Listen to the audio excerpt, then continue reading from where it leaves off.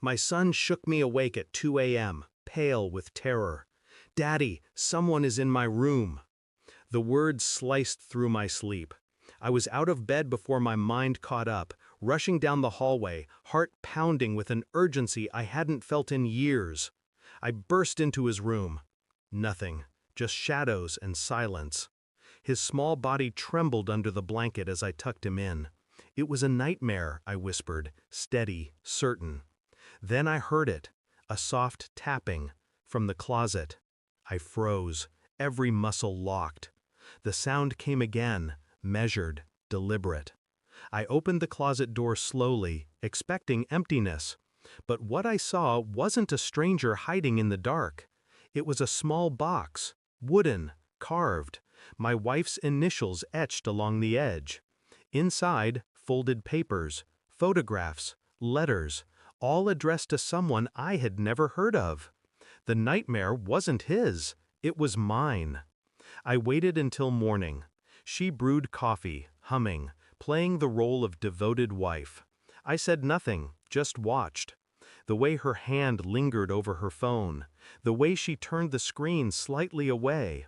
The letters from the box echoed in my mind, confessions written in her handwriting, intimate details, words too tender to belong to me. "He's yours, he'll never know." Those words burned the longest. My son, my boy who clutched me in fear at night, was he? Or was he the result of her hidden life? I smiled through breakfast. I kissed her cheek before work. She didn't see the storm in my eyes. Inside, denial battled truth. Maybe it was nothing. Maybe I misunderstood. But the handwriting, the intimacy? No, it was betrayal, carefully wrapped, hidden in a child's closet. And suddenly, every look, every late night, every excuse carried new weight. I moved with precision, quiet, surgical. First, I checked her phone while she showered. Deleted texts, half-erased threads, contact names changed to initials, patterns she thought were clever. Then the boy, my son. I watched him closely. His smile, his features, they didn't fully align with me. Subtle differences I had ignored before now sharpened under suspicion. DNA, that would answer everything. I took a toothbrush from the bathroom, one of his, one of mine, sent them away under a different name. No one knew. At night, she curled into me, whispered about love, about family. I listened, nodding, while her words cut me open. Every moment with her became theater, every laugh rehearsed, every touch studied. My calm exterior was my weapon. She never suspected the truth already stalked her from the shadows. I lived two lives, the man she thought I was, and the man who prepared for war. The envelope arrived on a Thursday, plain, innocent. Inside, numbers, percentages, facts, finality. Not mine. The boy wasn't mine. I sat at the kitchen table, the report flat before me. She walked in, smiling, holding groceries. She stopped when she saw it. Her face drained of color. "What's that?" I pushed it toward her. No words. She opened it. Her hands shook. She didn't finish reading before her knees buckled and she sank into the chair opposite me. Tears filled her eyes. "Please." I cut her off with silence. That was enough. My stillness terrified her more than rage ever could.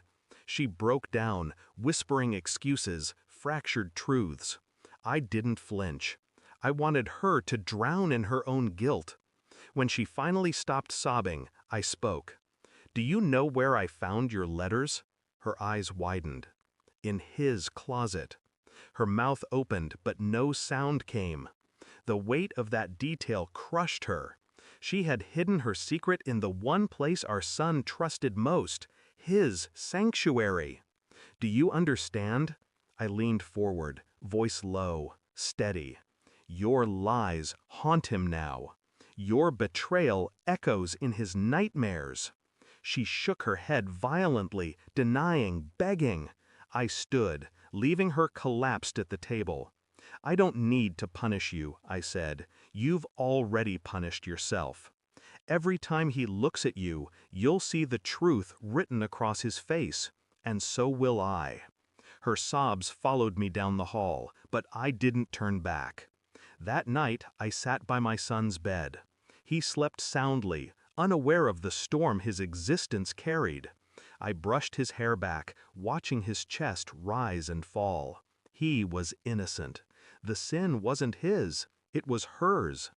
I didn't feel anger anymore, only clarity. The truth had stripped away everything unnecessary. Love, trust, marriage. All illusions shattered. All that remained was control, mine.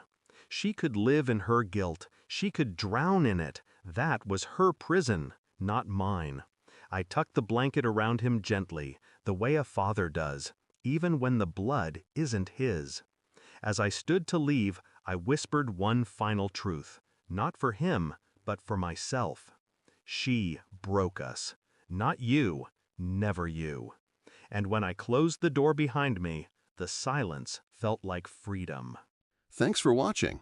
Don't forget to like, share, and comment. Subscribe now to Cheating Stories Insight World for more amazing stories.